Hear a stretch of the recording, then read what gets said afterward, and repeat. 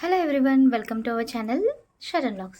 So ఇవాళ ఈ video ఏంటి అంటే నార్మల్ మనం ఇంట్లో చేసుకునే సన్న ప్రైస్ తోటి చికెన్ బిర్యానీ ఎట్లా ప్రిపేర్ చేసుకోవాలనేది నేను ఈ వీడియోలో చూపిస్తున్నాను. సో నేను నేర్చుకొని చేస్తుంది ఈ వంట యాక్చువల్లీ. అండ్ నాకు ఈ థాట్ ఎందుకు వచ్చింది అనేసరికి ఇంతకుముందు నేను చాలా అవుట్ సైడ్ ఫుడ్ తింటుండే అనమాట. కాకపోతే ఈ మధ్యలో రైడ్స్ జరిగాయి కదా, సో ఈ రైడ్స్ జరిగినప్పుడు అసలు ఫుడ్ హైజీనిక్గా ఉండట్లేదు రెస్టారెంట్స్లో అని ఇది చూసిన తర్వాత నాకు అనిపించింది. సో మనం ఇంట్లోనే ప్రిపేర్ చేసుకుంటే చాలా హెల్దీ అండ్ మన చేతులతో మనం చేసుకున్నట్లు కూడా ఉంటుంది. So that is the reason. డెఫినెట్గా ఇది ట్రై చేసి అయితే చూడండి. ప్రతి ఒక్కటి కూడా మనకి ఇంట్లో అవైలబుల్గా ఉన్న రెసిపీస్ తోటి మాత్రం నేను చేస్తున్నాను. సో ముందుగా ఒకటి బిర్యానీ టైప్ ఆఫ్ బౌల్ ఉంటుంది కదా, గిన్నె, అది తీసుకొని పెట్టేసుకున్నాను. ఇది కొంచెం వేడి అయిపోయిన తర్వాత దీంట్లో ఆయిల్ పోసేసేయాలి. నేను తీసుకునే క్వాంటిటీ వచ్చేసరికి కేజీ చికెన్ అన్నమాట. సో కేజీ మంచిగా బోన్స్ ఉన్న చికెన్ తీసుకున్నాను, బోన్లెస్ కూడా కాదు. సో ఇది తీసుకున్న తర్వాత మనము ఏవైతే పచ్చిమిర్చి, అల్లం వెల్లుల్లి కానీ పేస్ట్లు ఏవైనా ఉన్నాయో అవన్నీ వేసుకోవాలి, మంచిగా ఫ్రై చేసుకోవాలి. సో నేను 1 కేజీ కాబట్టి కొంచెం చికెన్ మంచిగా ఫ్రై అవ్వాలి పీసెస్ అనేసి ఇదిగోండి ఇలాంటి పావుతోటి 2 పోస్తున్నాను. సో ఆనియన్స్ ఈ విధంగా కట్ చేసుకోండి. మీరు కావాలి అంటే ఆనియన్స్ని ఫ్రై చేసుకొని చికెన్లో వేసుకోవచ్చు, బట్ నేను అలా వేయట్లేదు. చాలా టైం టేకింగ్, టేస్ట్ కొంచెం డిఫరెంట్గా ఉంటుందనేసి చాలామంది చెప్పారు. బట్ నాకెందుకు అదంతా టైం టేకింగ్ కదా, తొందరగా చేసేసుకుంటే బాగుంటుంది మంచిగా అనేసి ఒక 1 అవర్ అయితే చికెన్ని మ్యారినేట్ చేసుకొని పెట్టుకున్నాను. ఎందుకంటే మంచిగా అది పీసెస్కి మంచిగా ఫ్లేవర్ ఉండాలి అనేసి. అండ్ కట్ చేసుకున్న తర్వాత ఈ విధంగా అయితే వీటిని చిదుముతున్నాను. అప్పుడు ఇలా పుల్లలుగా అంటే ఇండివిజువల్గా ఇట్లా వస్తాయి అన్నమాట. ఇప్పుడు ఆయిల్ కాయిందా లేదా అనేది చూద్దాము. సో ఆయిల్ వేగిందా లేదా అనేది ఒకటి వేసి చూడండి. ఓకే, అది లైట్గా హీట్ అయినట్టుంది.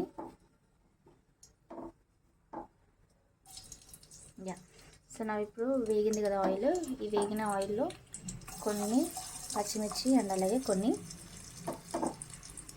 ఆనియన్స్ వేసుకోండి.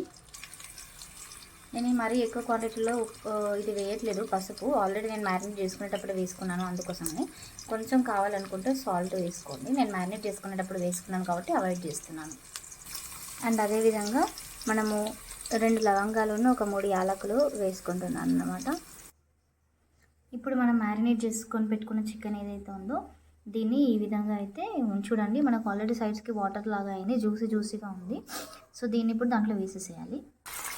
నేను ఏదైతే చికెన్ తీసుకున్నా అని చెప్పాను, సో ఆ చికెన్ మొత్తము ఇక్కడ వేసేసుకున్నాను. దీన్ని ఇలా మిక్స్ చేసుకోండి. నేను కొంచెం వెడల్పుగా ఉండే పాత్ర తీసుకున్నాను, ఎందుకంటే కొంచెం ఇది మంచిగా ఫ్రీగా ఉడకాలి కదా, పీసెస్ జ్యూసీగా ఉండాలి, మంచిగా ఉడకాలన్నమాట, అందుకోసం అనేసి. సో చూస్తున్నారు కదా, ఈ విధంగా ఈక్వల్గా స్ప్రెడ్ అయ్యే విధంగా అయితే పెట్టేసుకున్నాను. సో దట్ ఏంటంటే మంచిగా ఉడుకుతుంది. అండ్ నేను ప్లేట్ పెట్టేటప్పుడు కూడా దీంట్లో నార్మల్గా దీనిపైన వచ్చిన ప్లేట్ కాకుండా కొంచెం గాలి దూరని ప్లేట్ అయితే పెడుతున్నాను. అప్పుడు చికెన్ ఈజీగా, నార్మల్గానే చికెన్ ఫాస్ట్గా బాయిల్ అవుతుంది, బట్ ఇంకా ఫాస్ట్గా మంచిగా ఉడకాలి కాబట్టి నేను ఆ మూత ఏదైతే ఉందో అది పెడుతున్నాను. సో ఇక్కడ చూస్తున్నారు కదా, ఇది నేను చూపిద్దామనేసి వీడియో చూపిస్తున్నాను. ఇక్కడ మనకి కొంచెం కూడా ఎయిర్ పోని టైట్గా పెట్టేటట్టు, ఇది కూడా ఇప్పుడు ప్లేట్ పెట్టాను నేను. దీని మీద ఏంటంటే ఫ్రీగా ఉంటుంది అండ్ టైట్గా ఉంటుంది. సో అందుకోసమని ఈ ప్లేట్ని నేను పెట్టేశాను. అండ్ ప్యారలల్గా మనం రైస్ని బాయిల్ చేసుకుందాం ఇప్పుడు. సో ఈ బౌల్ పెట్టుకున్న తర్వాత ఇక్కడ రైస్ చూస్తున్నారు కదా, ఇవి నేను నార్మల్గా రైస్ వాటర్ ఏవైతే నానబెట్టుకున్నానో ఆవే అన్నమాట. నేను దాంట్లోనే డైరెక్ట్ బాయిల్ చేసేస్తున్నాను. కావాలంటే మీరు దీనికి కావాల్సిన ఇంగ్రీడియంట్స్ లైక్ ఆనియన్స్ కానివ్వండి, దీంట్లో మిల్ మేకర్ వేసుకునేటివి ఏవైనా కూడా చాలా బాగుంటుంది అండ్ చాలా హెల్దీ కూడా. ఈ రైస్ మంచిగా వేడి అయిపోయి ఇట్లా పొగలుగా పైకి ఇట్లా బుగ్గలు వస్తుంది కదా, అట్లా వచ్చినప్పుడు మనము రైస్ వేసుకోవాలన్నమాట. ప్రజెంట్ అయితే వాటర్ని నేను హీట్ చేస్తున్నాను.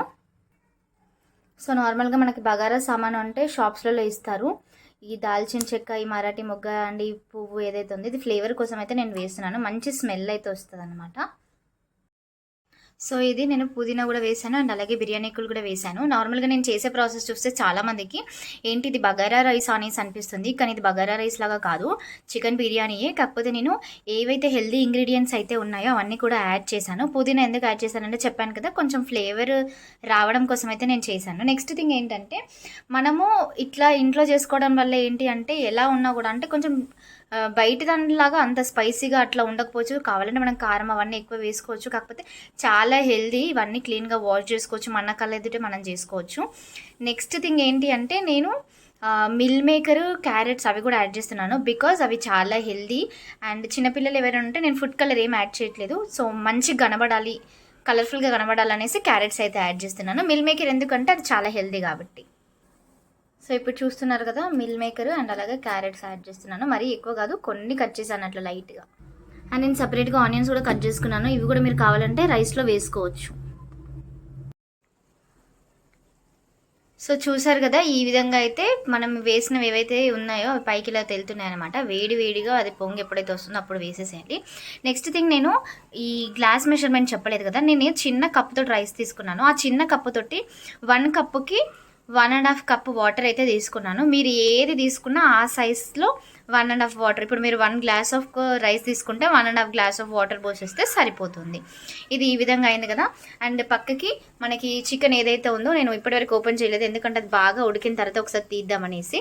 సో కొంచెం మాడినట్టు స్మెల్ వస్తుంది, అయినా కూడా పర్లేదు, లైట్గా మాడినా కూడా చికెన్ టేస్ట్గానే ఉంటుంది. ఒకసారి ఓపెన్ చేసి చూద్దాం. సో చూసారు కదా, ఈ విధంగా అయితే కర్రీ ఉడుకుతుందన్నమాట. వాటర్ కూడా బాగా ఊరాయి, ఎందుకంటే మనం సాల్ట్ వేసాం కదా. సో సాల్ట్ వల్ల మనకి వాటర్ ఎక్కువ అయితే ఊరుతున్నాయి అన్నమాట. సో ఇప్పుడు దీన్ని ఒకసారి కలుపుకోండి, అడుగు అంటకుండా.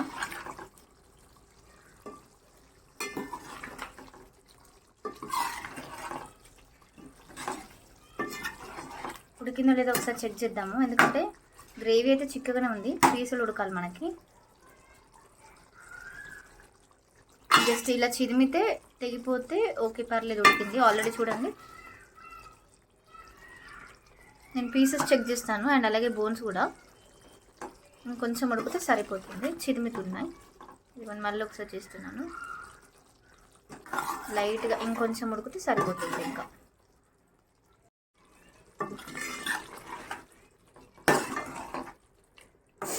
యాక్చువల్లీ మటన్ బిర్యానీ చేస్తే బాగుంటుందేమో, కానీ మటన్ ఉడికేసరికి చాలా టైం పడుతుంది. చికెన్ అయితే ఫాస్ట్గా అయిపోతుందని ఒక ఇంటెన్షన్ తోటి చికెన్ స్టార్ట్ చేశాను. సో ఈ విధంగా కలుపుకోండి. 90% రైస్ కుక్ అయిన తర్వాత ఈ రైస్ని మనం చికెన్లో వేసుకోవాలి. సో మనకి చికెన్ అయితే ఈ విధంగా ఉంది.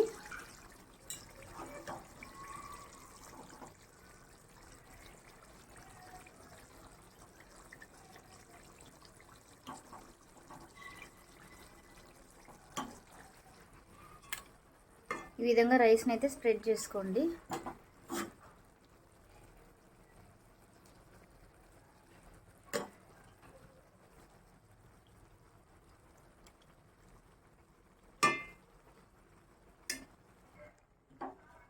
సో ఇట్లా ఈవెన్గా స్ప్రెడ్ చేసుకోండి రైస్ని. స్ప్రెడ్ చేసుకుంటే దాంట్లోకి గాలి కూడా దూరకుండా మనం ఎలాగో మూత పెడుతున్నాం కదా.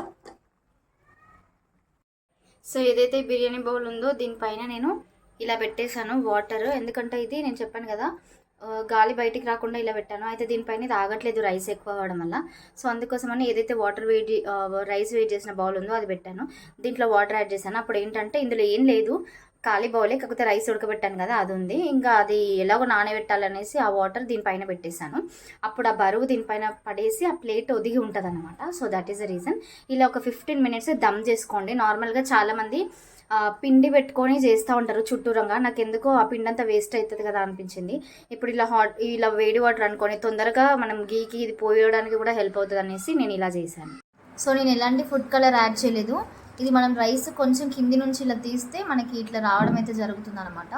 సో ఫైనల్గా బిర్యానీ అయితే రెడీ అయిపోయింది. నార్మల్ రైస్ తోటే చేసుకున్నాను, చాలా బాగా వచ్చింది. మీరు కూడా ఒకసారి ట్రై చేయండి. కాకపోతే కాస్త మెత్తగా అయినట్టుగా అనిపించినట్లయితే మీరు పుల్లలుగా కావాలి అనుకుంటే మాత్రం 90% కాదు 80% రైస్ అయిన తర్వాతనే తీస్తే ఇంకా బాగుంటుంది. Thank you.